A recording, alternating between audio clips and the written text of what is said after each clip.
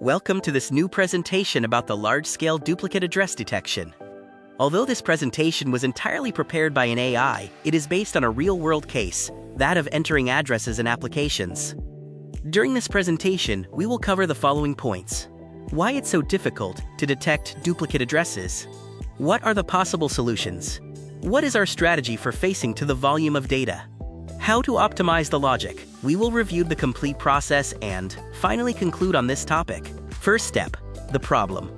Or what is the hidden complexity of the world of addresses? Why is duplicate detection a challenge? Business impact. This is the cost of multiple submissions, processing, storing. Also, the customer experience is poor, and at the data level. The data analysis may be flawed. Main technical challenge. For a computer, 123 rue de la paix and 123 r de la paix are completely different. Sources of variation, format abbreviation. Street, or S. Word order, punctuation, upper and lower case. Language and region, street versus rue, apartment versus apartment. Human errors, typos, missing information, the postal code per example. The volume barrier, scalability, comparing 1 million addresses with each other, represent nearly 500 billion comparisons. This is computationally impossible in a naive way. Second step, the solutions. An overview of the solutions available to us. Several approaches are possible. We will explore 4 of them in turn. The first option, exact match, and by far the simplest, is to compare 2 addresses after minimal formatting. This involves converting all characters to lowercase and removing unnecessary spaces. This approach will fail as soon as users make a spelling mistake or use different abbreviations. Ultimately, it's very inefficient. The second approach is the rule-based approach. Over the first exact match, we will create more complex rules to identify and replace variant keywords like street by saint. This logic is very consuming to develop and rapidly became difficult to maintain. The next step is to calculate a measure of textual distance. For example, specific formulas such as the Levenshtein distance, which determines the number of word changes between 2 words, can be used. This solution is slow when processing large amounts of data. Furthermore, it doesn't allow for understanding the meaning of an address. Finally, we can adopt a probabilistic approach. This involves converting an address into a mathematical fingerprint, allowing us to quickly compare similarities. This solution is suitable for large volumes of data and offers resilience to small variations in address formatting. Step 3, the strategy, our 3-step strategy for volume. When dealing with massive data volumes, what we refer to here as volumetry, the primary obstacle is often the heterogeneity of the sources. A single address can be written in 10 different ways, making deduplication or comparison nearly impossible. This is why the first crucial step of our solution is canonization. The concept, speaking a common language.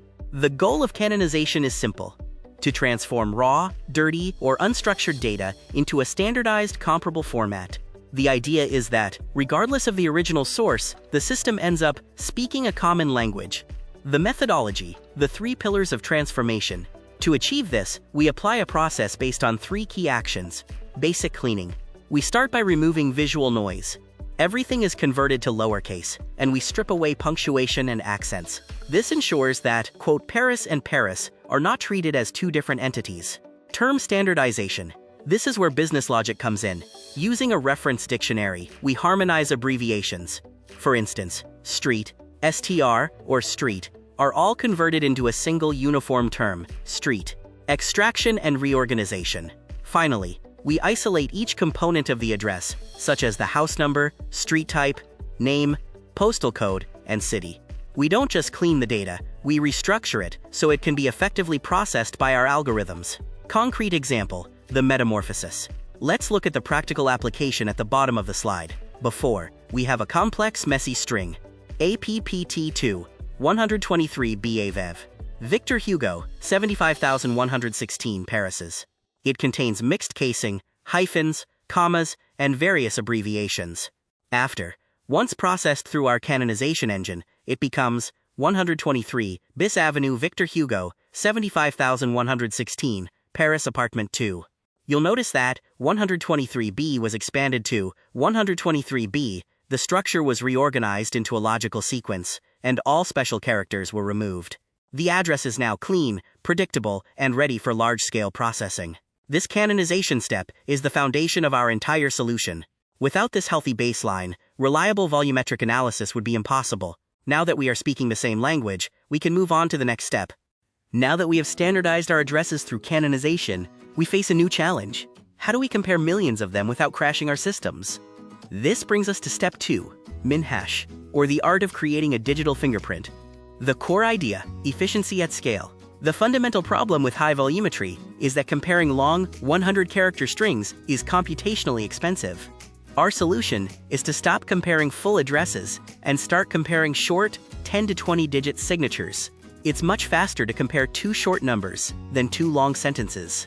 How it works? The 3-step process. We achieve this through a simple yet powerful 3-step technical process: shingling. First, we break the standardized address into shingles, small, overlapping chunks. For example, 123 Main Street is broken down into fragments like 123, 23 feet, and 3 meters. Hashing. Next, we transform each of these text chunks into a unique number through a process called hashing. MinHash. Finally, we use a set of mathematical functions to select a small subset of these numbers, specifically the smallest ones, to create the final signature, or the MinHash. The magic, locality-sensitive hashing, LSH. The magic of this approach is that it is mathematically designed to preserve similarity. If 2 addresses are very similar, their MinHash signatures will also be very similar. This is the heart of locality-sensitive hashing, LSH, which allows us to find near duplicates in massive datasets almost instantaneously. Creating the digital fingerprint. Now that we have standardized our addresses, we need to compare them at scale. To solve the challenge of high volumetry, we move away from comparing long, 100-character strings. Instead, we create a fingerprint, a compact 10 to 20-digit signature. This makes our comparisons significantly faster and less resource-intensive. 1. Shingling, breaking down the address. The first step in creating the signature is shingling. We take the original address, such as 123 Rue de la Paix, Paris, France, and break it into small, overlapping chunks called shingles. As you can see in the diagram, we might use a window of 3 words to create fragments like 123 Rue de la, and la Paix. 2. Hashing, from text to numbers. Next, we perform hashing. We take every individual text chunk and transform it into a unique number. This step converts human language into a numerical format that computers can process with lightning speed. 3. MinHash, the final selection. Finally, we apply the MinHash process. From the large set of numbers generated during hashing, we select a small subset, specifically the smallest values according to different hash functions. This subset becomes the final signature. For example, a complex address is reduced to a simple representative value like 12,345. The power of LSH. The magic of this technique is that very similar addresses will naturally produce very similar signatures. This is the foundation of locality-sensitive hashing, LSH. It allows us to identify near duplicates across millions of records almost instantly, without ever needing to compare the full text strings again. We have successfully cleaned our data and compressed it into compact digital signatures. Now comes the final challenge. How do we actually find the matches? Step 3 is where we perform the similarity calculus to identify twins across millions of records. To determine how similar 2 addresses are, we use the Geohash index. This is the ideal measure for comparing sets, such as the shingles we created in the previous step. Mathematically, it is defined as the size of the intersection, elements common to both addresses, divided by the size of the union, all unique elements across both. The real power of this solution lies in the speed gain. We do not calculate the Geohash index for every possible pair of addresses. That would require trillions of calculations for large volumes. Instead, we simply compare the MinHash signatures. This approach is thousands of times faster than traditional text comparison and provides an excellent estimate of the true Geohash similarity. To make this even more efficient, we use the LSH locality-sensitive hashing technique. We only compare addresses whose signatures fall into the same buckets. By grouping potentially similar items together first, we drastically reduce the total number of comparisons needed. This allows us to find near duplicates in seconds, regardless of the initial volumetry. Step 4. Optimization. The final optimization. We have cleaned our data and created efficient digital signatures. However, to reach peak efficiency with massive volumes, we add one final powerful filter: geolocation. This is the, quote, ultimate optimization that ensures we aren't wasting computing power on impossible matches. The common sense principle. The logic here is simple. Two identical or highly similar addresses are necessarily geographically close to each other. There is no computational value in comparing an address in Paris with one in Marseille. By acknowledging this, we can ignore 99% of the database and focus only on the immediate vicinity of our target address. The method, from coordinates to boxes. We implement this geographic filter through a three-step technical process. Geocoding. Every address is transformed into precise GPS coordinates, latitude and longitude. Spatial indexing. These coordinates are organized into a structure that groups proximity together. We often use Geohash, which simplifies complex 2D coordinates into a single 1D character string. Targeted search. Instead of searching the entire global database, we only look for duplicates within the specific Geohash box of the address and its 8 immediate neighboring boxes. By combining our MinHash signatures with this geographic quote boxing, we reach a level of optimization where we only compare a handful of highly relevant candidates. This allows us to handle trillions of potential comparisons in a fraction of the time. Complex technical layers, from cleaning data to geographic boxing. Now let's see how they all work together in a single streamlined workflow to solve the problem of deduplication at scale. Step 1, the starting point. The process begins with a single input, an address that we need to check for duplicates within our massive database. Step 2, the geographic filter.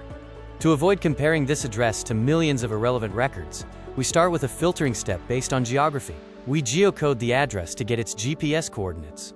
We calculate its geohash to place it in a specific box. We then extract a small subset of potential candidates, only those addresses located in the same geohash box or the 8 immediate neighboring boxes. Step 3, high-speed comparison. Now that we have a manageable list of candidates, we move to the comparison step using MinHash. For each candidate in our subset, we canonicalize the address to ensure it is clean and standardized. We calculate the MinHash signature for both our input and the candidates. We compare these signatures to find similarities. Step 4, the final decision. Finally, we reach the decision phase. We look at the similarity score. If the similarity is above a certain threshold, for example, 85%, we flag it as a potential duplicate. These flagged items are then ready for a final automated or human check. Conclusion: efficiency at scale. By using geography to filter and MinHash to compare, we've turned a trillion calculation problem into a highly targeted search that takes only milliseconds. Process overview. Summary of the complete process. As we wrap up, it's important to remember that there is no magic button for data deduplication. True success comes from a rigorous, multi-step engineering process that handles complexity layer by layer. If you take one thing away today, let it be this 3-part chain that ensures data integrity. Standardize. We use canonization to ensure everyone is speaking the same language. Fingerprint. We use MinHash to turn heavy text into light, portable signatures. Compare. We use LSH, locality-sensitive hashing, to find matches intelligently without checking every single pair. Large-scale performance isn't a happy accident. It is enabled by 2 specific types of optimization. Algorithmic optimization. By using LSH and MinHash, we avoid the curse of dimensionality. Instead of a slow process where every record is compared to every other record, we use a much faster, linear approach. Domain-specific optimization. By applying geographic filtering, we radically reduce the search space, ignoring impossible matches from the start. In short, this approach is robust, it is scalable, and most importantly, it is adaptable to the many variations and noise found in real-world data. This architecture allows us to maintain high precision, even as our data volumes continue to grow. While our theoretical workflow is solid, we must ground it in the reality of our technical environment. This slide outlines our current constraints and the broader, quote, horizon of possibilities as we look to evolve this solution. Platform and database realities. We have to navigate specific limitations within our existing stack. Mendix constraints. As a binary-based platform, Mendix lacks native support for certain complex mathematical calculations, such as sine and cosine. This impacts how we handle advanced spatial trigonometry directly within the app layer. Database power versus portability. Our databases offer powerful tools like geotype fields and spatial formulas. We can also use phonetic functions like sounds, though these are primarily optimized for Latin alphabets. The stored proc dilemma: while stored procedures give us the performance we need, they create vendor lock-in, tying our logic strictly to a specific database environment, rather than keeping it platform agnostic. The horizon of possibilities. Beyond our current implementation, we see three major areas for growth. Broadening the scope. Our algorithmic approach isn't limited to addresses. We can apply these comparison methods to various other data types, depending on the business context. Weighted processing. For high-complexity cases, we can fragment the process to introduce weighted scoring. This allows certain parts of a record to have more influence on the final match decision than others. AI and machine learning. The ultimate goal is to move from manual rules to trained AI models that can recognize patterns and similarities with even higher precision than traditional algorithms. Thank you for watching. Prepared by Phoenix Orange, empowering Mendix users with expert support in North America.